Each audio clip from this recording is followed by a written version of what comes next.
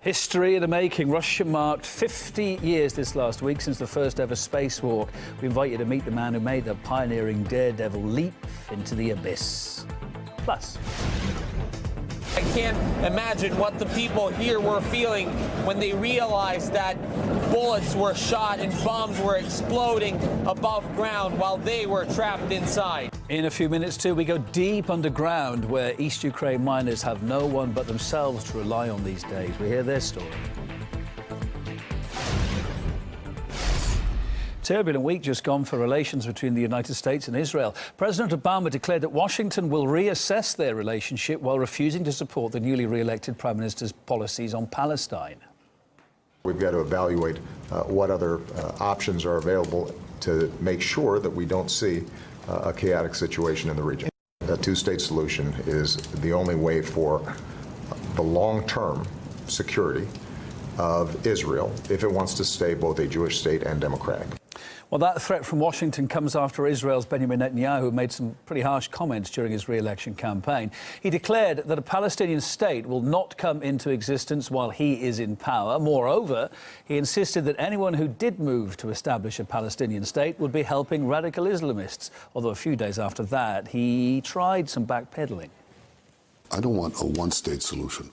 I want a sustainable, peaceful two-state solution, but for that, circumstances have to change. However, the US seemed largely unmoved by Netanyahu's efforts to backtrack. Among the most serious risks for Israel would be a shift in Washington's stance at the United Nations over it. It's traditionally blocked Palestinian efforts for statehood recognition and helped hold back any international isolation of Israel.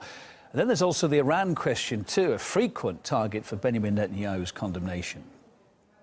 Iran has proven time and again that it cannot be trusted. This regime will always be an enemy of America. Iran's regime is not merely a Jewish problem, any more than the Nazi regime was merely a Jewish problem. Well, even here now, Israel and America seem to be drifting apart. Just a few days ago, President Obama addressed the Iranian people, saying that now is, quote, the best opportunity in decades to pursue a different relationship between their two countries. That's while those nuclear talks with Iran are ongoing in Switzerland, with officials on both sides saying they're optimistic on progress right now. In the week, I spoke to political commentator John White. He told me the Israeli Prime Minister will find himself internationally isolated in his stance on Iran if he continues. Has certainly left him very much isolated within the eyes of the international community. He increasingly sounds unhinged when it comes to Iran. In fact, you could describe him as Dr. Strangelove on steroids when it comes to Iran. He seems intent on isolating Iran up to the point of military action. And again, in the States itself, US public opinion, I think, has come round to the view that Netanyahu has been trying to manipulate the US into delivering military action against Iran. And that's certainly not going to leave him in a very popular state within the US. Big week to look back half a century, in fact, because a milestone in space exploration happened this last week. 50 years ago, Soviet cosmonaut Alexei Leonov took the perilous first steps into the void of space. Images of him emerging into the abyss stirred people's imaginations. They still do to this day. Well, here's how it happened. At 10 a.m. Moscow time, a rocket carrying two cosmonauts roared off into the skies. Говорит Москва.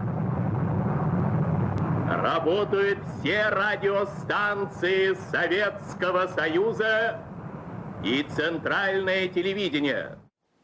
Well, next for Alexei Leonov, only the thin wall of his capsule separating him from the huge vacuum of open space. And at 11:34 a.m., he then leapt into the unknown.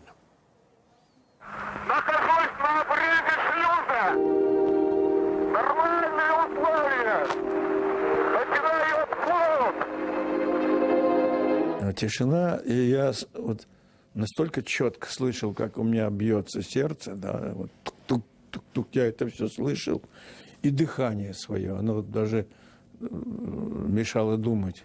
Тяжелое дыхание, оно было зациклено на микрофоны и шло на землю то же самое.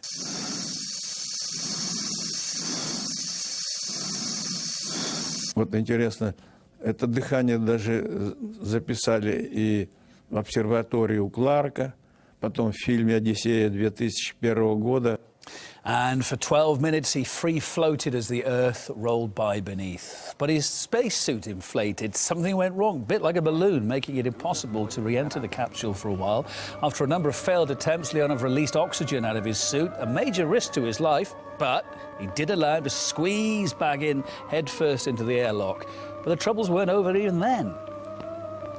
The spacecraft landed back in the middle of a thick Russian taiga forest, but it's not where it was supposed to land. Because of the trees, because of the snow, their rescue helicopters couldn't initially find them. Trees had to be cut down to clear the area. The cosmonauts, after all they went through, then had to spend 2 nights in sub-zero temperatures before skiing to the chopper to safety. For years, those details were kept secret.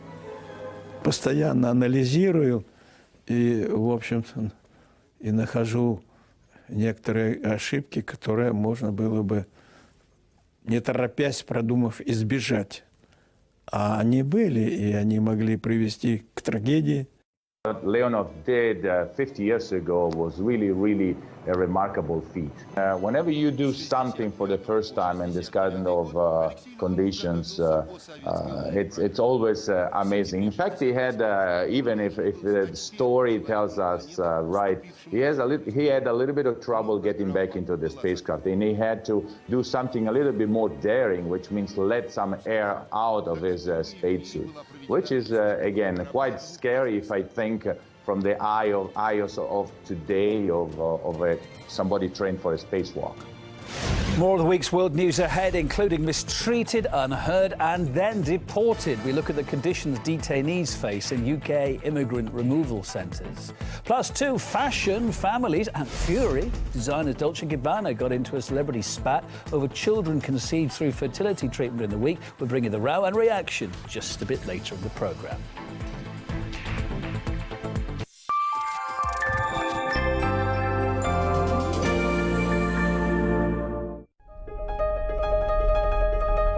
I believe that the child protection system, I believe that has introduced a system of fascism. It's like she died, but she's still alive, but you grieve. I had to work through a lot to get through that grief. He was taken in on the 8th of October, waking up not being able to breathe. And now it's been proved that when he had his autopsy, because he eventually died in foster care. So Ben was just clinging on to me like this because he didn't want to go. Come on!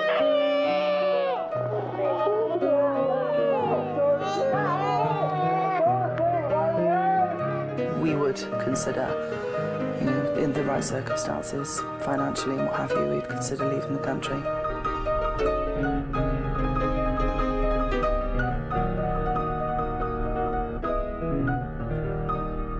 Washington has again put Venezuela in its crosshairs. New sanctions appear to reflect a new cycle of cynicism given Venezuela's own fragility in the face of depressed oil prices. Is Caracas now the focus of forced regime change?